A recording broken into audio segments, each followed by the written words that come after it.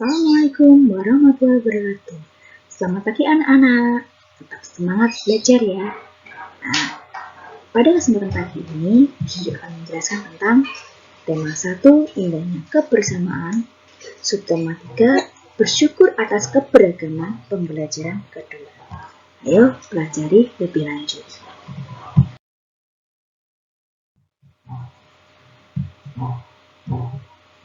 Indonesia memiliki rumah adat yang beragam.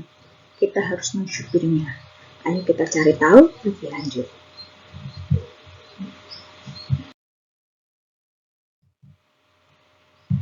Yang pertama yaitu rumah gadang.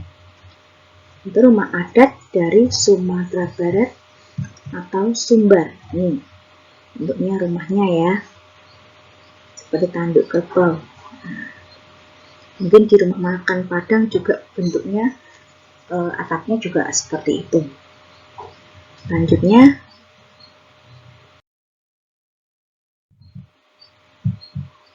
Rumah Aceh atau rumah adat dari Nanggro Aceh Darussalam. Nah, ini bentuknya.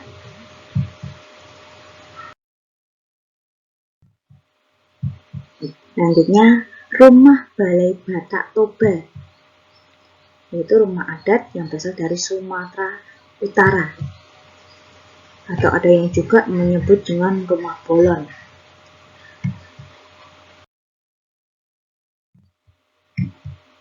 Yang berikutnya rumah adat Tongkonan yang berasal dari Provinsi Sulawesi Selatan, terutama suku Toraja.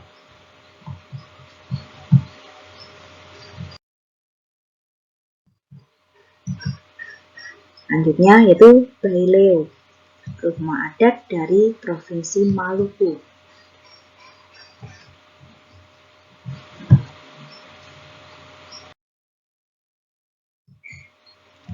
Berikutnya itu rumah adat Bangka Belitung. Bangka Belitung termasuk salah satu provinsi yang ada di daerah Sumatera.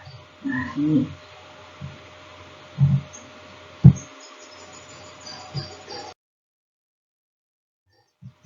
Berikutnya yaitu rumah joglo, masih tidak asing ya, yaitu rumah adat dari Jawa Tengah. Ini bentuknya rumah joglo.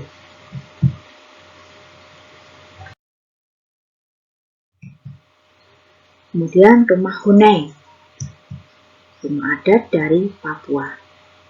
Ini Budisu hanya menyebutkan beberapa, masih banyak lagi, karena di Indonesia ada 34 provinsi. Jadi macam-macam rumah adat sesuai dengan itu. Ada 34 rumah adat. Nah, kalian mungkin pernah ya piknik di Jakarta, di Taman Mini Indonesia Indah. Di situ ada berbagai macam rumah adat. Di situ ada 27 provinsi. 27 kenapa kok sekarang tidak bukan? Dulu sekitar tahun 1999 itu jumlah provinsi di Indonesia ada 27. Makanya di Taman Mini Indonesia Indah itu yang di Jakarta itu memiliki bentuk-bentuk rumah adat 27 provinsi. Kalau kalian di Semarang mungkin bisa di Taman Maero Kocok, itu juga ada rumah adat, namun rumah adat yang ada di daerah Jawa Tengah. Siapa yang sudah pernah ke Maero Kocok? Ada yang belum? Nah, kapan-kapan kalian mungkin bisa mengajak orang tua, oh lihat rumah adat yang ada di Maero Kocok, sekalian jalan-jalan. Mari kita simak sebuah cerita masih berhubungan tentang rumah adat. Yuk kita baca bersama. Mozaik kreasi bersama. Lani duduk termenung di meja ruang tengah rumahnya. Di hadapannya terbentang sebuah karton besar. Masih kosong. Pak Burhan memberi tugas kepada anak-anak untuk membuat mozaik kreasi sendiri. Tugas tersebut dilakukan secara berpasangan. Lani berpasangan dengan Edu. Sejak kemarin, Lani sudah mencari ide untuk tugas tersebut. Tapi ia belum menemukan yang sesuai.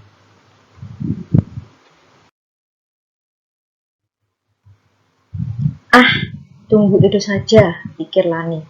Tugas bersama akan lebih baik hasilnya jika dikerjakan bersama. Beberapa saat kemudian, Edo datang. Benar saja dugaan Lani. Edo sudah mempunyai ide untuk mozaik mereka.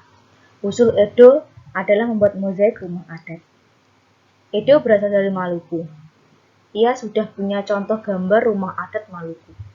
Bayi Leo namanya. Menarik. Lani pun memberi usul untuk membuat juga mozaik rumah adat dari daerah lain.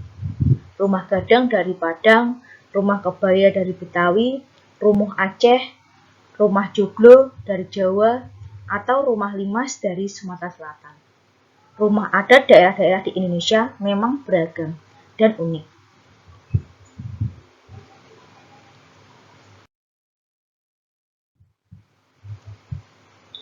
Mozaik rumah adat akan menjadi kreasi yang menarik.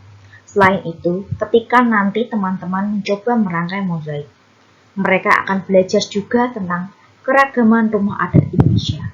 Pak Burhan memang sengaja memberikan tugas membuat mozaik secara berpasangan, bukan hanya untuk mengasah kreativitas, tetapi juga memunculkan diskusi, mengasah kerjasama, serta memecahkan masalah bersama-sama. Sama seperti mozaik, ketika keping-kepingnya digabungkan menjelma menjadi gambar yang indah.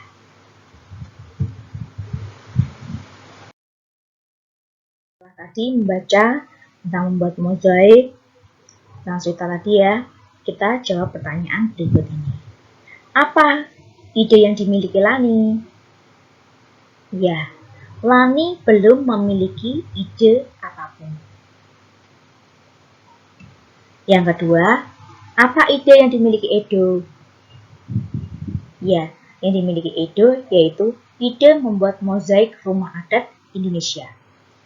Tadi terutama dia usul rumah adat dari Maluku. Kemudian Lani mengusulkan rumah adat dari beberapa provinsi. Ya, tadi contohnya rumah gadang, kemudian rumah joglo, dan lain-lain. Yang ketiga, bagaimana mensikapi ide-ide berbeda? Ya, cara mensikapinya yaitu bermusyawarah sesuai dengan pengamalan Pancasila sila yang keempat. Kemudian yang keempat, apakah ide mereka yang berbeda memberikan manfaat? Coba jelaskan. Ya, memberi manfaat karena tugas mereka semakin bagus dan beragam. Karena berbagai ide muncul kemudian menerapkan dalam tugas tersebut. Yang kelima, kerjasama apa yang terlihat pada cerita di atas. Ya, kerjasama untuk menemukan ide tugas membuat mozaik. Yang keenam, apa manfaat kerjasama dalam keberagaman? Ya, manfaatnya kita bisa menyelesaikan masalah dengan cara berdiskusi, kemudian bermusyawarah, mengemukakan pendapat. Nah, jadi pendapatnya yang bagus yang mau diambil itu jadi manfaat kerjasama dalam keberagaman.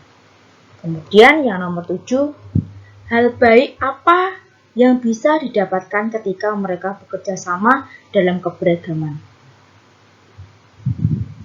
Yang tercipta apa? Yaitu terciptanya persaudaraan, bisa menyelesaikan masalah, mengasah kreativitas, bisa bertukar pikiran ya, dan banyak lagi. Kemudian yang ke-8, nilai apa yang dapat kita contoh dari cerita di atas? Ya, nilai kerjasama. Kemudian disiplin dalam mengerjakan tugas. Dan kemudian menghargai pendapat orang lain. Kalau ada 2 orang kemudian mengemukakan pendapat, pendapat mana yang lebih bagus untuk tugas tersebut, dan tugas itu jadi lebih baik. Meskipun kita berbeda, kita harus bisa bekerja sama. Kerjasama dalam perbedaan itu akan semakin memperkaya kita. Iya, tambah kreativitas, banyak pendapat, banyak ide yang dikumpulkan, banyak wawasan. Nah, itu manfaat dari kerjasama dalam keberagaman.